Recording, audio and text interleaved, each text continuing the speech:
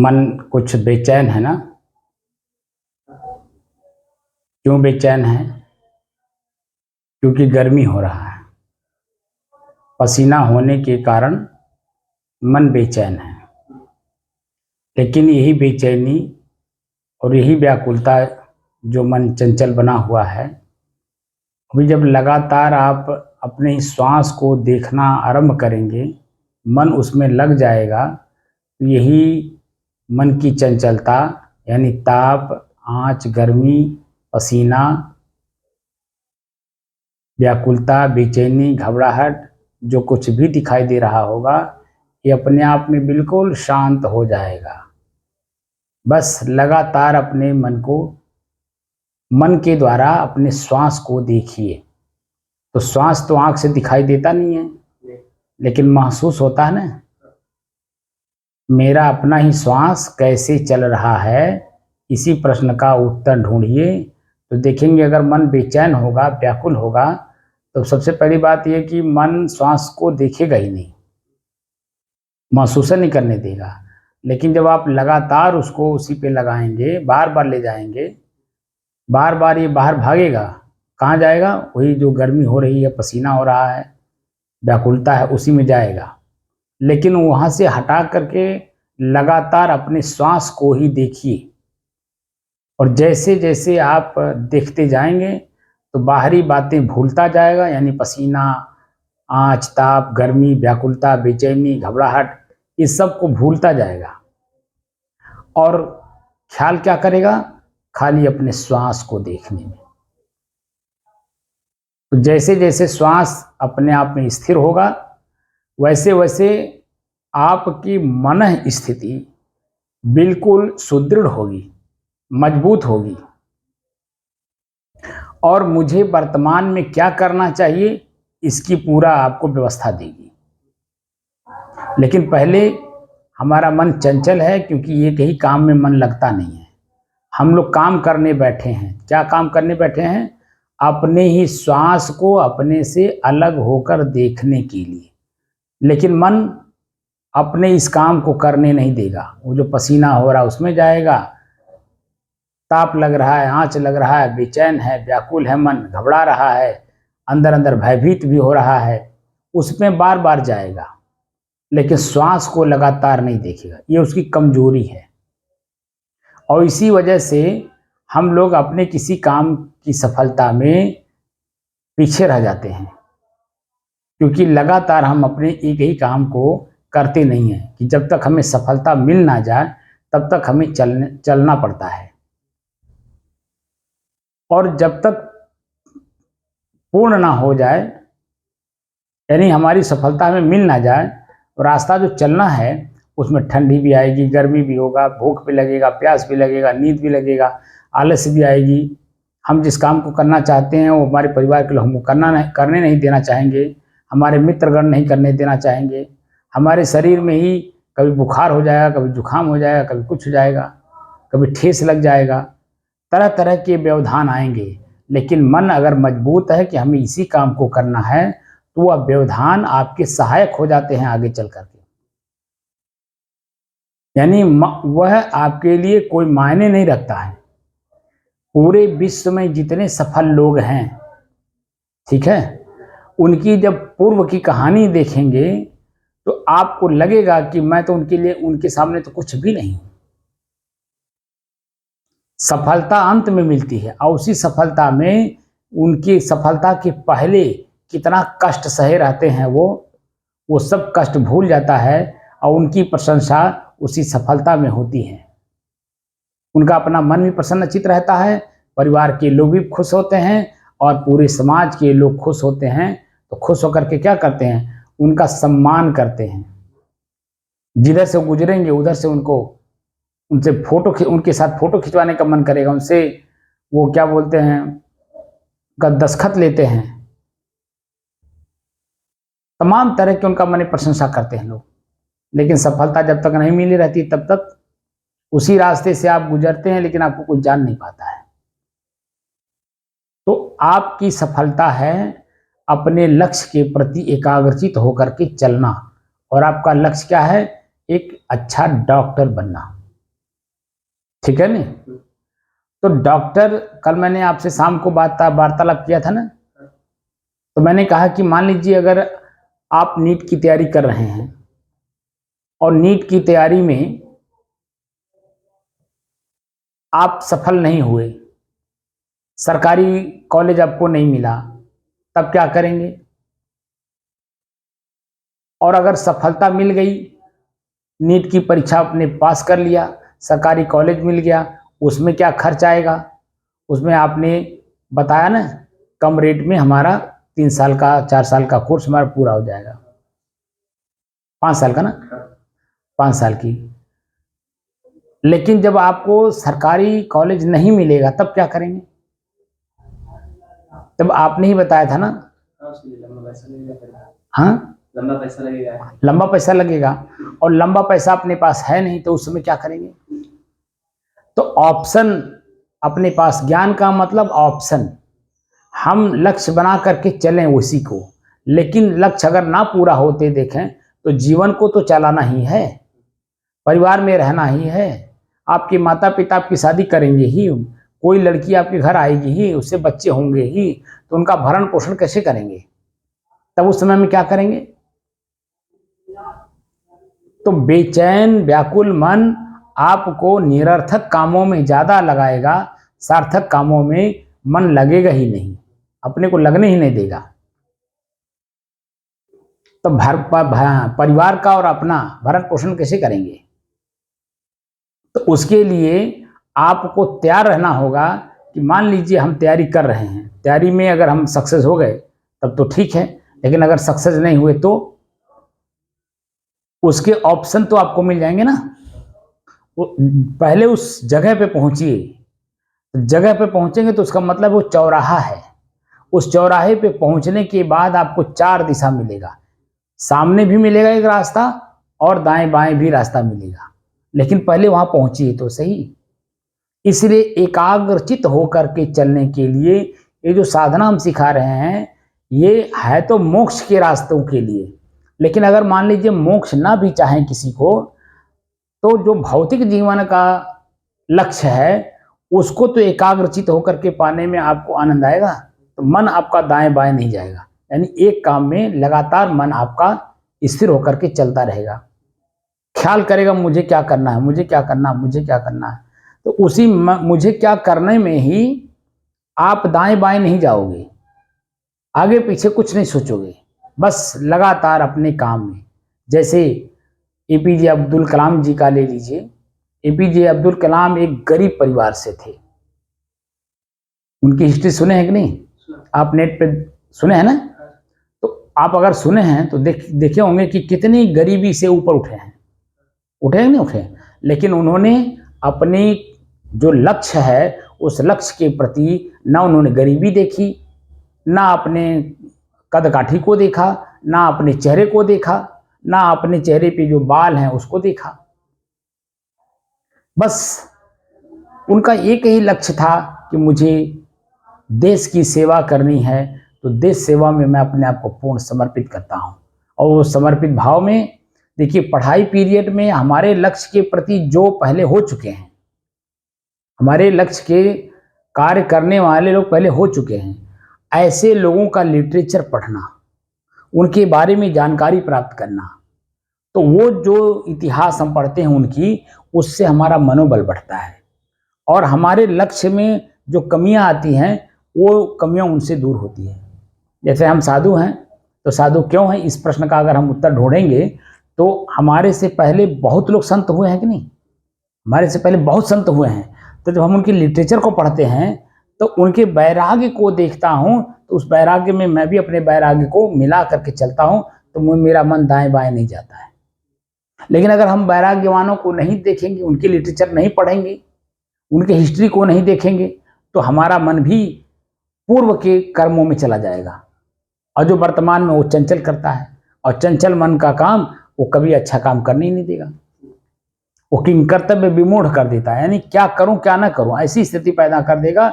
और ऐसी स्थिति में क्या होता है कि हमारी स्थिति जो अच्छे काम करने होते हैं वो नहीं करता है, बल्कि वो काम करा देता जो मुझे नहीं करना चाहिए। तो हम जहां रहते हैं उससे नीचे चले जाते हैं कि नहीं?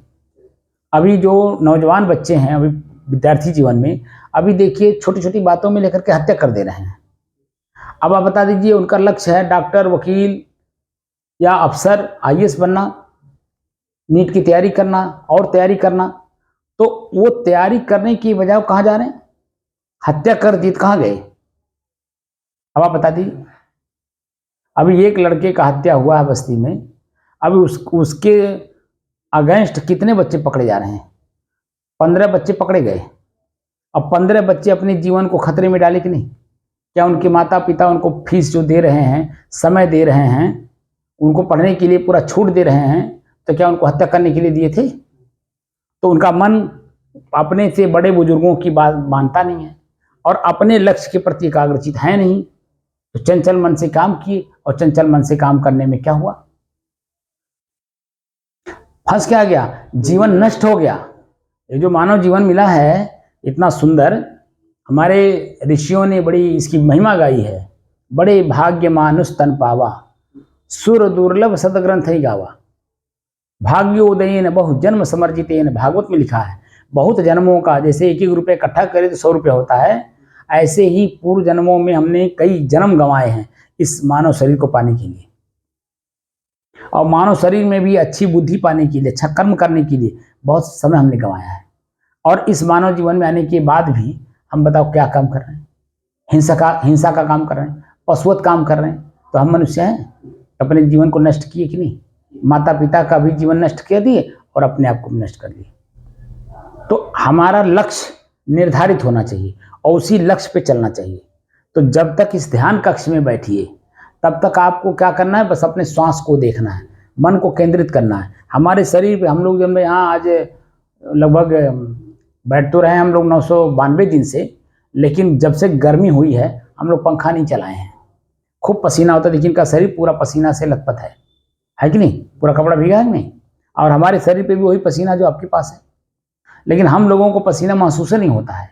बस हम लोग जैसे बैठते हैं और श्वास को देखना शुरू करते हैं तो ना पसीने पे मन जाता है, ना ताप पे जाता है, ना आँच पे जाता है, ना गर्मी पे जाता है। यहाँ तक कि इस कक्ष में जो हवा है वो गर्म है।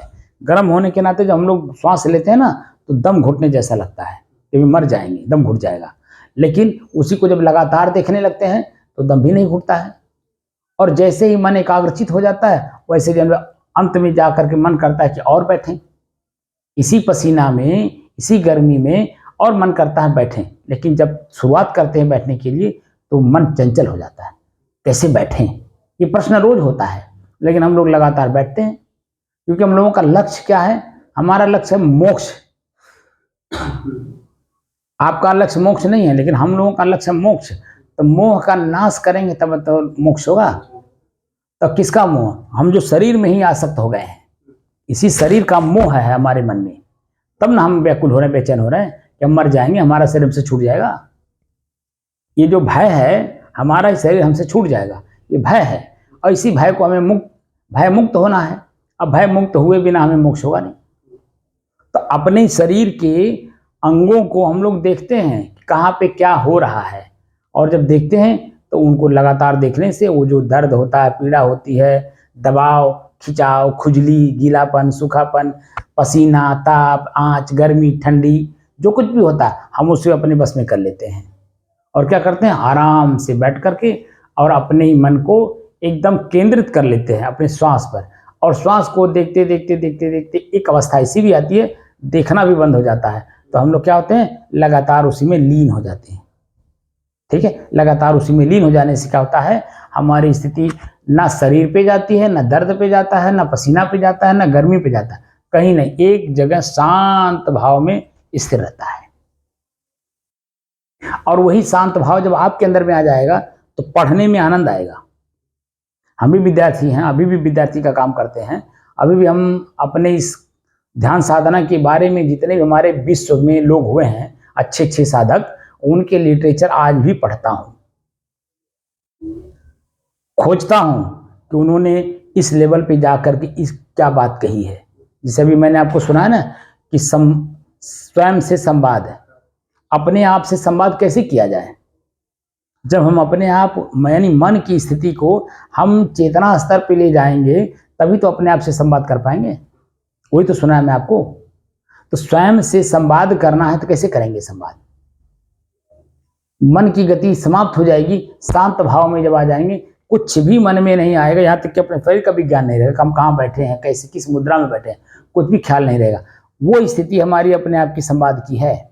लेकिन व्यवहार काल में हम अपने आप से संवाद करते हैं तो क्या करते हैं, हमको क्या करना है, मेरा क्या काम है, लोगों ने मुझे क्या काम दे रखा है, या मैंने स्वयं कौन सा काम उठा रखा है, उसे हमें करना है, पूरा करना है। हमारे माता पिता भी उसमें सहयोग कर रहे हैं, धन संपत्ति भी उसमें लगा रहे हैं, हमको पूरा समय दे रहे हैं हमारे अपने काम के लिए, तो मैं अपना काम कर रहा हूँ कि नहीं? अगर मैं अपना काम करूँगा तो समझिए कि सफलता की ओर जा रहा हूँ। अगर मैं अपना काम नहीं किया तो निरर्थक समय जा रहा है कि नहीं? समय का सार्थकता तो तब है कि जब हम अपने काम में लगातार करते चलें, और जब तक सफलता ना मिल जाए तब तक करते चलें। सफलता मिल जाएगा, सफलता मिलने के बाद भी वहां भी चेतना की जरूरत होती है, क्योंकि पद मिल जाने से आपका वही सफलता खत्म नहीं हो जाता है, उसके बाद और जिम्मेदारी बढ़ जाती है। क्या जिम्मेदारी बढ़ जाती है? जो काम सरकार आपको देगी, जैसे मान लीजिए एमबीबीएस हो गए, डॉक्टर बन गए, एमबीबीएस आपने कर लिया, डॉक्टर बन गए, तो डॉक्टर का क्या काम होता है? मरीज के मर्ज को ठीक करना। तो जब मरीज के मर्ज को पहले से आप जाने रहेंगे तभी तो उसको ठीक कर पाएंगे। तो उसके बारे में दिन रात सोचना होता है कि कौन सा मरीज आया है, कहाँ से आया है, कितनी दूरी से आया है, वो क्या पूरी फीस दे सकता है कि नहीं, दवा का पैसा दे सकता है कि नहीं। पुराने डॉक्टर्स वो मरीज के मर्ज को देखते थे, न कि उसके धन संपत्ति को देखते थे। तब वो डॉक्टर भगवान का स्वरूप हुआ करते थे। आज की स्थिति क्या हो गई है कि डॉक्टर्स मरीज के मर्ज को नहीं देखते हैं, मरीज के आय का स्रोत देखते हैं कि कहां से पैसा लगा सकता है। अब मरीज अगर कर्ज लेकर के आपको फीस देगा तो इसका मतलब उसका आह लगेगा, और वाह जो लगेगा तो आप जो जिस लेवल पे हो उस लेवल से नीचे चले जाएंगे। इसीलिए डॉक्टर्स भगवान का स्वरूप होता है कि वह मरीज के मर्ज को देखता है, न कि उसके जेब को देखता है। तो क्या करता है, उसकी मर्ज को ठीक करता है, और ठीक कर देता है जब, तो वो जो मरीज है ना वो पूरा समर्पित होकर के जो आप कहते हैं पूरा फीस देता है। और वो फीस जो है फिर आपके ऊपर अच्छे के रूप में लगता है, सार्थकता के रूप में लगता है। अन्यथा जो आप दोगे या लोगे वह जो है निरर्थकता में चला जाएगा, उसका कोई अर्थ नहीं रह जाएगा, फिर कहीं ना कहीं किसी न किसी रूप से खसक जाएगा। इसीलिए जो हमारा लक्ष्य है पहले उस लक्ष्य को हम पूरा करें, और पूरा करके उस लेवल पे अपने आप को रखने का पूरी व्यवस्था अंदर में जो है, हाथ को कहाँ चलाना है, पैर को कहाँ चला करके कहाँ ले जाना है, शरीर को आँख से क्या देखना है, कान से क्या सुनना है, नाक से क्या सूंघना है, मुंह से क्या बोलना है, कान से क्या सुनना है, ठीक है, ये सारी चीज़ों को हमें अपने आप में मजबूत करना होता है। तब हमारी सफलता आजीवन यानी शरीर रहते तक उसका पूरा लाभ हमें मिलता है। और क्या मिलता है? समाज में हमारी प्रशंसा होती है। आपके कार्य का, आपके सोचने का, बोलने का, सुनने का, हर चीज का लाभ वहां मिलता है आपको, तो प्रशंसा मिलती है। इसलिए सफलता प्राप्त करना है तो यहाँ जब तक आप बैठिए इस ध्यान कक्ष में, आप कुछ मत सोचिए, बस खाली अपने श्वास को देखिए, यानी मन को केंद्रित करिए।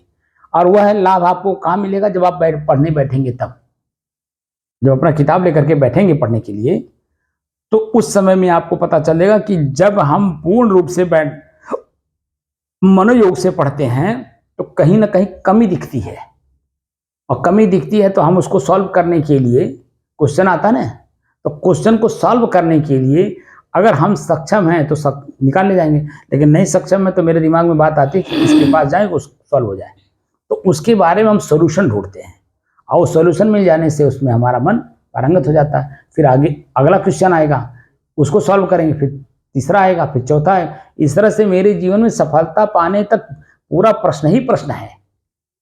भोजन का प्रश्न है, सोने का प्रश्न है, चलने का प्रश्न है, हर तरह का प्रश्न है, और हर प्रश्न को जब उस लेवल पे आएंगे अपने आप सॉल्व होता जाता है। कहीं सॉल्व करने के लिए अलग नहीं जाना पड़ता है, लेकिन पहले उसके बारे में हम सोचेंगे तो चिंता होगी तो मन पढ़ने में लगेगा। इसीलिए विद्यार्थी को चाहिए कि हमेशा अपने अर्थ में रहे, यानी टारगेट जो उसने बनाया है उस टारगेट के प्रति लक्ष्य एकाग्रचित होकर के चले, इसको ध्यान कहते हैं। सफलता जब तक ना मिल जाए रास्ता हमेशा ध्यान से चला जाता है। जैसे हमको यहाँ से लखनऊ जाना है तो हम लखनऊ कहाँ जा रहे हैं मन में बना के जा रहे हैं, तो जब तक हम वहाँ पहुँच ना जाए, उस व्यक्ति से मिल ना ले, अपनी बात कह ना ले, तब तक हमें सावधानी पूर्वक चलना होता है। हर जगह पे सावधानी पूर्वक चलना पड़ता है। रास्ता चल रहे हैं, बस में बैठ रहे हैं, रोड क्रॉस कर रहे हैं, चौराहे पर हैं, हर जगह हमें या रिक्शा पकड़ रहे हैं या टेम्पो कर रहे हैं या बस में चल रहे हैं, कहीं भी अगर हम हैं वर्तमान में, तो वहाँ हमें बड़ी सावधानी के साथ कार्य करना होता है ताकि हमारी जो मंजिल है वो हमें सुखपूर्वक मिल जाए। यानी हमारे पैर में कहीं चोट ना लगे, हाथ में चोट ना लगे, हमारा कहीं बटुआ ना गिर जाए, हमारा झोला कहीं ना छूट जाए या हम ही कहीं ना गिर पड़ें। तमाम तरह के प्रश्न ऐसे रहते हैं जहाँ हमें सावधानी पूर्वक चलना होता है। और जब मंजिल मिल जाता है तब तो सारा कुछ जो कुछ कष्ट हम सह रहते हैं सब भूल जाते हैं। इसीलिए अभी आपको लक्ष्य को याद रखना है, न कि बीच के पड़ाव को। बीच के पड़ाव बहुत आएंगे और उस पड़ाव को पार करना है, पार करते हुए आगे चलना है। उसमें देखिए आपके माता और पिता सभी लोग सहयोग कर रहे हैं, आपको पढ़ने के लिए पूरा मौका दे रहे हैं, और आप अगर उसमें नहीं पारंगत होंगे और अपने लक्ष्य को नहीं प्राप्त करेंगे तो वही आगे चल करके आपका मन कुंठित होगा, और कुंठित मन ही जो है अपने आप को नष्ट करने तक का भाव ले लेता है। जैसे अभी आप देख रहे होंगे बहुत से बच्चे ऐसे हैं कि जो वहाँ राजस्थान में जयपुर में फांसी लगा ले रहे हैं। विद्यार्थी जो तैयारी कर रहे हैं, वो तैयारी करने वाले बच्चे जब सफलता नहीं प्राप्त कर पा रहे हैं तो क्या कर ले रहे हैं, सुसाइड कर ले रहे हैं कि नहीं। तो सुसाइड करने की जरूरत क्या है, हम ऑप्शन रखें। मैंने शाम को क्या कहा था, ज्ञान का मतलब ऑप्शन होता है, विकल्प है। हिंदी में विकल्प कहते हैं, अंग्रेजी में ऑप्शन।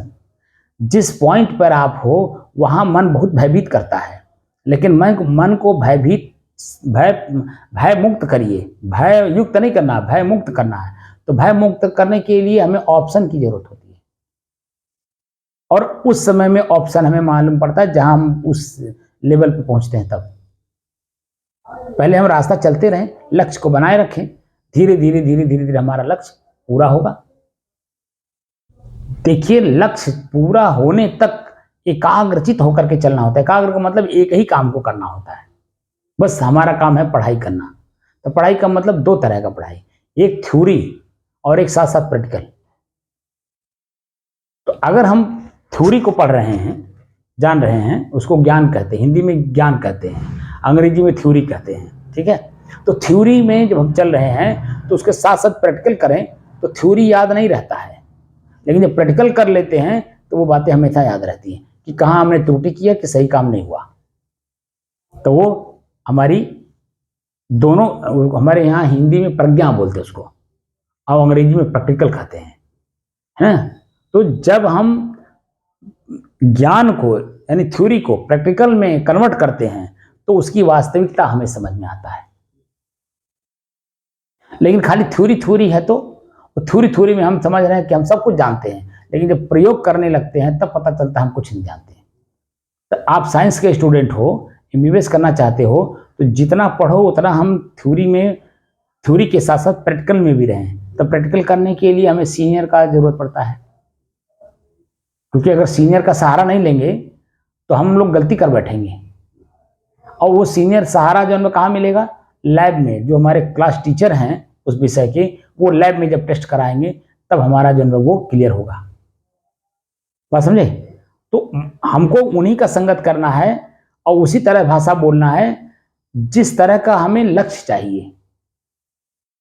लक्ष्य जो हमने बनाया है उसी लक्ष्य को पाने वाले भी तो बहुत हैं जो पा करके उसमें आगे बढ़े हैं, उनकी संगत भी चाहिए, और साथ साथ हमारी बोली भी उसी तरह होनी चाहिए, और माता पिता का सहारा भी चाहिए, क्योंकि बैकग्राउंड में जो फीस उस देना वो कौन देगा, वही लोग तो देंगे। तो उनके कृपा पात्र तो आप ही हैं, लेकिन हमारा संगत नहीं उस तरह का है, हमारा सोच उस तरह का नहीं है, हमारा बोली उस तरह का नहीं है, हमारा पढ़ाई उस तरह का नहीं है। वो खाली किताब एक सब्जेक्ट पढ़ लेने से हमारा पारंगतता तो, हमारी सफलता तो नहीं मिल जाएगी। एक ही किताब को, एक ही शब्द को समझने के लिए कई लोगों ने उसी चीज का प्रयोग किया है, और कई लोगों ने किया है तो कई तरह का उसको अनुभव करके अलग अलग थ्योरी वो दिए हैं, किताब में जो लिटरेचर दिए हैं अलग अलग अनुभव दिए हैं, और अलग अलग अनुभव में हम कंफ्यूज हो जाते हैं। तो जो मेरे लायक हो उसको पकड़ लीजिए, बाकी जो नहीं उसको छोड़ दीजिए। मेरे लाइन का जो हो, मुझे जो समझ में आ रहा हो उस बात को पकड़ लीजिए, और जो मेरे लाइन का ना हो उसे छोड़ दीजिए। तब धीरे धीरे धीरे सफलता हमारे नज़दीक आती है, अपने आप आती है, हमें लाना नहीं पड़ता। बस खाली हम रास्ता चलते रहें एकाग्र मन से, स्थिर मन से और शांत मन से। और वही मैं यहाँ तीनों चीज़ें एक साथ सिखाता हूँ कि आपका मन आपके श्वास पर एकाग्र हो, सब बातें भूल जाए, पसीना, ताप, आँच, गर्मी, व्याकुलता, बेचैनी, घबराहट सब भूल जाए, बस खाली श्वास को देखें। और श्वास में भी गर्मी भी भूल जाए, बस खाली श्वास को देखें। तो श्वास को जब देखेगा तो सारे मन को भी भूलेगा, उसमें लगातार देखने देखने से वो उसी में स्थिर भी हो जाएगा। और लगातार देखने से जब स्थिर होता है उसमें अपने आप शांति का अनुभव होता है। जब पसीना, ताप, आँच, गर्मी का अनुभव नहीं होगा तो अपने आप अंदर भीतर से शांति का एहसास होता है। और वह शांति जब बरकरार होने लगती है तब उसका हम जहाँ प्रयोग करते हैं तो उसमें हमें दिखाई देता है कि हमारी शांति कितनी है, कितनी नहीं है। ठीक है, तो अपने श्वास को देखिए और अपने चंचल मन को अपने श्वास पर एकाग्रचित करिए और उसी एकाग्रता में स्थिर कर लीजिए। लगातार उसी को देखेंगे तो अपने आप स्थिर हो जाएगा, और जैसे ही स्थिर होगा वैसे ही अपने आप शांत हो जाएगा, आपको शांत करने की जरूरत नहीं पड़ेगी।